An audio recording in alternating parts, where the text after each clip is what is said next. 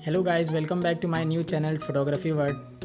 मेरा नाम है अमन सचाना और आज हम लोग बात करने जा रहे हैं कि how to blur background of the image professionally. जो प्रोफेशनल्स आपने देखे होंगे तो वो इमेज का बैकग्राउंड एकदम अच्छे से ब्लर करते हैं। मीन्स जो मेन सब्जेक्ट होता है उसको प्रायोरिटी देते हैं और उस पर फोकस करते हैं और बैकग्राउंड जो है बहुत अच्छे से ब्लर हो जाता है। तो वो फ़ोटो क्वालिटी बहुत अच्छी लगती है और जो दूसरे लोग देखते हैं तो उन्हें भी बहुत अच्छी लगती है। वो एक बार पूछते ज़रूर है कि ये किससे खींची है। तो कई सारे लोगों को मेरे पास कमेंट आया, उन्होंने बोला कि मेरे पास DSLR तो है और मैं इतना अच्छा ब्लर नहीं कर पाता हूँ, क्या मेरे में फ़ीचर नहीं है? तो ऐसा नहीं है, हर DSLR में ये फ़ीचर होता है और हर एक अच्छे कैमरे पे फ़ीचर होता है, बस इंसान को वो करना आना चाहिए। तो आज हम लोग उसी के बारे में बात करने जा रहे हैं। आज मैं सारी बेसिक चीज़ बताऊँगा जो कि आप ध्यान में रखते हुए फ़ोटो को अच्छे से अच्छा बना सकते हैं।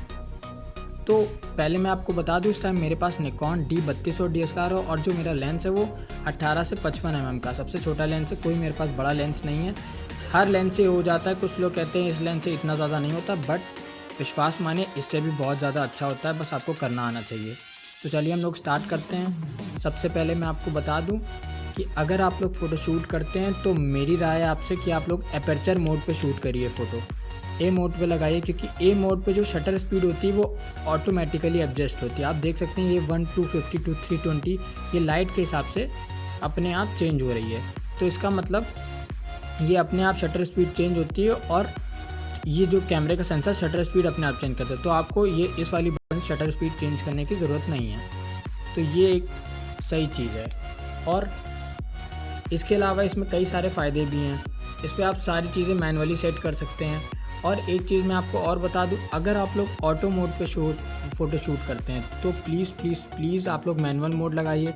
मैनुअल मोड अब जब आप लगाएंगे तो ये जो लेंस का आगे वाला जो फोकस वाला सर्कल होता है ये ऑटो रोटेटेबल हो जाए, ये मैनुअल रोटेटेबल हो जाए। ये आप अपने हाथ से रोटेट कर सकते हैं। मीन्स आपको जहाँ फोकस करना आप इससे कर सकते हैं। लेकिन अगर आप ऑटो में कर देंगे तो फिर ये अपने आप रोटेट नहीं होगा और इसको ये कैमरा अपने आप रोटेट करेगा, मतलब कैमरा अपने आप फोकस सेट करेगा।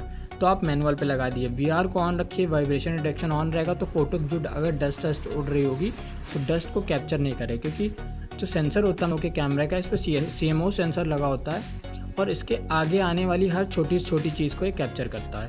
तो VR आप ऑन रखिए तो ज़्यादा बेटर रहेगा। और इसके बाद मैं आपको एक नॉर्मल चीज़ बता दूँ कि जैसे कि आप चाहते हैं कि मेरा सब्जेक्ट हो, या जैसे कि ये एक ऑब्जेक्ट या एक पर्सन है और आप चाहते हैं कि ये एकदम क्लियर आए और जो बैकग्राउंड हो वो एकदम अच्छे से, मतलब ज़्यादा ब्लर हो, पूरा ब्लर्ड आए, कोई भी दिक्कत ना हो।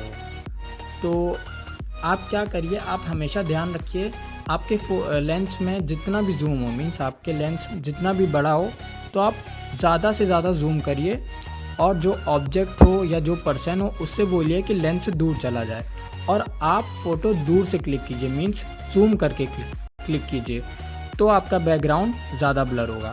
दूसरी चीज़ आपको ध्यान में ये रखनी है कि जो ऑब्जेक्ट है या फिर जो जिसको आप प्रायोरिटी दे रहे हैं उसके पीछे क्या चीज़ है। मीन्स वो जैसे कि पीछे अगर वॉल है या पीछे कोई पोर्ट्रेट या पीछे कोई बड़ी सी स्पेस है, तो किसी हार्ड ऑब्जेक्ट से जितनी ज़्यादा स्पेस होगी उसकी, उतना वो ऑब्जेक्ट मतलब बैकग्राउंड उसका ब्लर होगा। तो आप लोग ये चीज़ हमेशा ध्यान रखें। जैसे कि अगर फॉर एग्ज़ाम्पल अगर मैं चाहूँ कि इस टाइम मेरे पीछे वॉल है और वॉल ब्लर हो जाए, तो मैं इसको वॉल से काफ़ी दूर रखूँगा। काफ़ी दूर इसलिए रखूँगा मैं, क्योंकि काफ़ी दूर रखूँगा और दूसरी चीज़ मैं फ़ोटो जब क्लिक करूँगा तो मैं जूम करके क्लिक करूँगा, तो उससे ही दोनों की दोनों चीज़ें आ जाएंगी। एक तो वॉल काफ़ी दूर होगी तो जो वॉल होगी वो ज़्यादा ब्लर होगी और जूम करने पे भी ज़्यादा ब्लर होता है। तो ये दो चीज़ें आप ध्यान में रखिए, तो इससे आप ज़्यादा बैकग्राउंड ब्लर कर सकते हैं।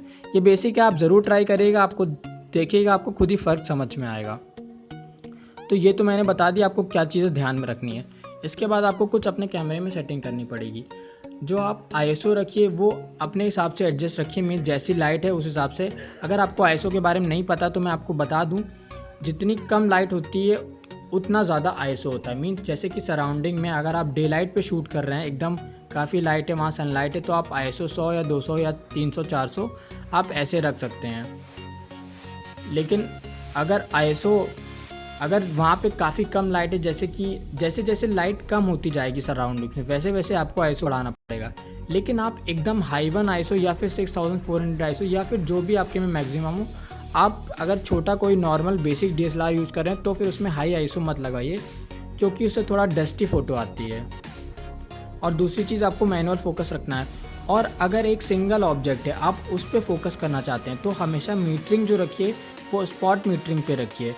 3 तरह की मीटरिंग होती है, matrix metering, centre weighted metering और स्पॉट मीटरिंग। तो आपको स्पॉट मीटरिंग पे रखना है, तो उससे देन इसके बाद आपने मीटरिंग भी सेट कर ली। आपको एक्सपोजर कंपनसेशन और फ्लैश कंपनसेशन में कुछ नहीं करना है।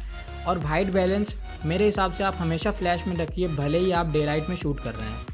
और क्वालिटी आप अपने हिसाब से रख लीजिए, जैसा आप इमेज क्वालिटी चाहते हो, उससे क्वालिटी से कोई मतलब नहीं होता है इमेज का। तो बस ये सारी चीज़ें हैं। इसके बाद मैं आपको फॉर एग्जांपल दिखा देता हूँ। मैं इस टाइम निकॉन का ये मेरे पास कैप है, लेंस कैप, तो मैं लेंस कैप की फ़ोटो कैप्चर करता हूँ। और फ्लैश भी ऑन कर लीजिए तो ज़्यादा बेटर रहेगा। तो मैं इस टाइम व्यू फाइंडर में देखकर इसकी फ़ोटो शूट करता हूँ। तो आप ये देख सकते हैं, इस टाइम आपके कैमरे पे शायद आपकी स्क्रीन पे इतना साफ क्लियर ना दिख रहा हो, क्योंकि ये थोड़ा ग्लेयर कर रहा है लेंस। बट मैं फ़ोटोज़ डाल दूंगा, आप ये दोनों फ़ोटोज़ देख सकते हैं। अभी मैंने शूट की हैं, इसके पहले एक मैंने ऑलरेडी कर रखी थी। तो ये दोनों आप देख सकते हैं। जो बैकग्राउंड है, बैकग्राउंड ब्लर आया हुआ है, पूरा फ़ोटो आपकी स्क्रीन में आ रही होगी। और जो निकॉन का मेन लेंस था उसके ऊपर मेन जूम हुआ है। तो ये मेन तरीका था। और जो मैंने स्टार्टिंग में आपको पॉइंट्स बताए 2, कि आपको जूम करके फ़ोटो क्लिक करनी है, और जो बैकग्राउंड में कोई वॉल या कोई रिजिड चीज़ है तो उससे आपको अपने जिसको आप प्रायोरिटी दे रहे हैं उसकी डिस्टेंस थोड़ी ज़्यादा रखनी है। तो ये 2 चीज़ें आप ध्यान में रखिए। तो दोस्तों बस आज के लिए इतना ही। अगर वीडियो पसंद आया हो तो प्लीज़ लाइक करना मत भूलिएगा। और मेरे चैनल फोटोग्राफी वर्ल्ड को सब्सक्राइब ज़रूर कीजिए, क्योंकि मुझे सब्सक्राइबर की बहुत ज़रूरत है। तो मेरी आपसे एक हम्बल रिक्वेस्ट है, प्लीज़ मुझे ज़रूर सब्सक्राइब कीजिए। तो बस आज के लिए इतना ही। नमस्कार, धन्यवाद।